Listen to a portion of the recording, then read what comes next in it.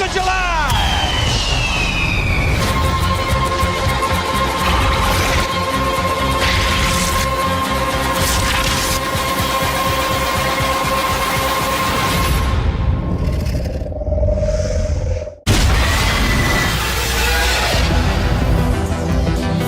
Season 3 opens in a very interesting place. In June 1984, in the Soviet Union, Russian scientists are trying to open a new gate to the Upside Down, but fail. But trust me, remember this detail, because the Russians have now entered the picture. A year later, in the summer of 1985, a lot has changed in Hawkins. Starcourt Mall opens and becomes so popular that local businesses are closing, and the townspeople are very upset about it. Relationship updates. 11 and Mike are now officially a couple, but Hopper doesn't like it at all. Imagine your adopted daughter spending so much time with her boyfriend. Hopper literally threatens Mike to stay away from 11. Classic overprotective dad moment. Dustin returns from summer camp and has a new girlfriend, Susie.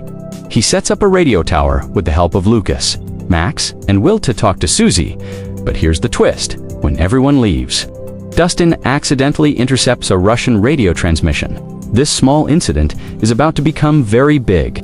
Will is feeling strange again. He believes the Mind Fairy is still alive, and his intuition proves correct.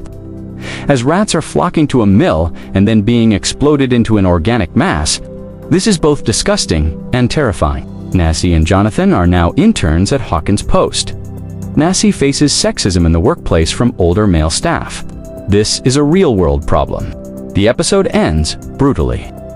Cat is on his way to meet Karen Wheeler when a creature attacks him on the road and drags him into the mill. Cat is now in danger. Episode 2. Cat is released from the mill, but he is no longer the same. The creature shows him a vision of the Upside Down, where he was a doppelganger. Now Cat is tormented by visions and voices. The creature guides him to kidnap fellow lifeguard Heather Holloway and take him to the creature. This is where the concept of fleeing begins. Nassie and Jonathan go to investigate the home of an elderly woman named Mrs. Discole, who complains that rabbit rats are eating her fertilizer. This is a very important detail that will later become a significant connection. Drama arises in Mike and Eleven's relationship. After Hopper's threat, Mike lies to 11. Confused, 11 takes Max's advice, and the two girls go to Starcourt Mall to shop and distract themselves from boys. When 11 sees Mike at the mall and realizes he was lying, she breaks up with him. There's a lot of misunderstanding going on here. Joyce notices something strange at home. The magnets aren't working. She goes to ask the science teacher and accidentally ends up dating Hopper. Dustin goes to Steve, who works at the mall's ice cream parlor with Robin. Together, they translate the Russian radio message and realize it must be a code. The mystery deepens. Episode 3. 11 and Max are having a sleepover. And 11 jokingly uses her powers to spy on Mike, Lucas, and Will. But then she spies on the cat, who is behaving very suspiciously and strangely. The cat senses her presence. It's a very captivating moment. The two girls discover that Heather is missing. Nassie and Jonathan discover that fertilizer is missing all over town, and Rat is behaving strangely. And when Sahib goes to Ms. Discole's house, she is eating fertilizer herself. Everything is slowly starting to connect. There's an emotional moment from Val. He wants to play Dangers and Drags with Mike and Lucas, just like they used to. But both boys are now busy with their girlfriends. He doesn't pay attention to her. An angry Castle goes outside and, recalling his childhood memories, destroys it. Growing up is really tough. Robin decodes a Russian message. A shipment is arriving at Starcourt. Steve, Robin, and Dustin also see Russian soldiers handling the delivery. The danger becomes even clearer. Joyce convinces Hopper that the demagnetization is caused by an electromagnetic device located in the abundant Hawkins lab. When they go to investigate, Hopper is attacked by a Russian soldier named Gregory, and the Russians are now officially a threat. 11 and Max track down Billy and Heather at Heather's parents' house. While they're gone, Bill and Heather possess their parents. Bill senses this when Mike and Lucas find him, and he reveals it to everyone. Reveals that the Mind Flayer is back. Episode 4, Kat and Heather take their parents to the mill, where the Mind Flayer has now taken a physical form, made of flash combined with rats. Disgusting. Hopper remembers seeing Gregory meeting with a client. Town Mayor Larry Hopper and Joyce force the client to tell the truth, and a big reveal occurs. Starcourt Mall is actually a Russian front. The Russians have been secretly buying properties in Hawkins. At Stark, Dustin, Steve Robbins, and Lucas's younger sister, Erica, discover that the mall's loading dog is actually an elevator, and they get trapped in the elevator. The adventure only gets more dangerous from here. Nassie and Jonathan are fired from their jobs by their boss.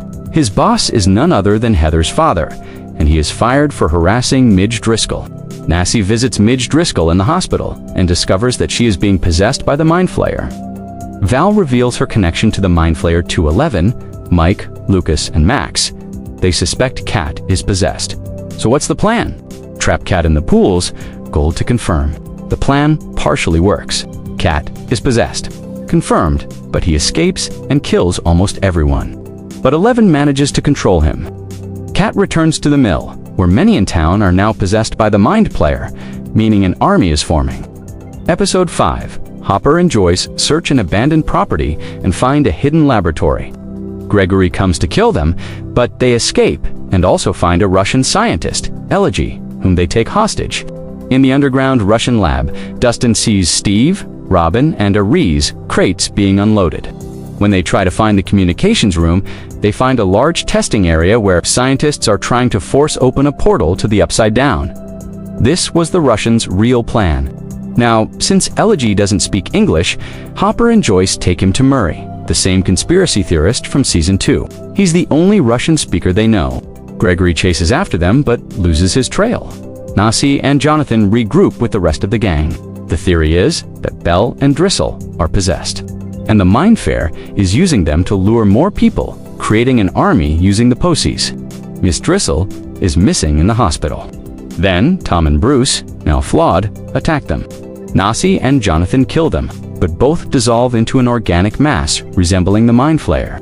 Body horror at maximum level, episode 611, who has just met Mike, uses her powers to incapacitate the biomassed Mind Flayer. The Mind Flayer flees to the mill. Steve and Robin are captured in a Russian lab. They are drugged and interrogated, but Dustin and Erica rescue them. The scenes of Steve and Robin being drugged are quite hilarious. There's a bit of comic relief here. Murray translates, and Elegy reveals that the Russians are trying to access the Upside Down and are opening a portal beneath. Starcourt, Hopper calls Robin to warn the US government. Joyce insists they return to Hawkins immediately because children could be involved, and they were. At Hawkins' Independence Day fair, Gregory overpowers a client and demands they put more effort into finding Hopper. Mike and Max argue about relying on Eleven's powers, and Mike accidentally admits that he still loves Eleven. It's a sweet moment amidst the tension. Eleven uses her powers to communicate with Kat to find the Mind Flayer. She witnesses Kat's traumatic childhood and locates the Mind Flayer. However, Kat senses Eleven's presence, and the Mind Flayer learns her location. In episode 7, the group realizes that the Mind Flayer is after 11 because she was about to close the gate, and that 11 is the only threat to the Mind Flayer. Val approaches and senses the Mind Flayer. The Mind Flayer attacks, and 11 defends everyone. But the Mind Flayer injures him before they can escape. It's a very intense fight.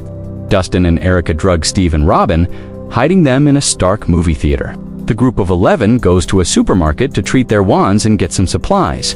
Dustin contacts them on a walkie-talkie to explain the situation, but the battery runs out before they can. Using her powers, Dustin finds Dustin, and the entire group heads to the mall. This is where an emotional moment occurs. Steve confesses to Robin that he has feelings for her, and we learn that Robin is a lesbian. This was a very brave moment in 1985, and the show handled it beautifully, and their friendship grows even stronger afterward. Hopper's group goes to the fairgrounds to find the kids, but the line spots them and alerts the Russians. Gregory shoots Elegy in front of Murray. It's a heartbreaking moment. Murray, Hopper, and Joy escape from the Soviet agents and discover that the agents are searching for the children in the mall. Eleven's group arrives at the mall in time and stops the Russians from shooting Dustin's group. However, 11 is too exhausted and is in a pen and injured. Episode number 8. Everything is about to end in the final episode.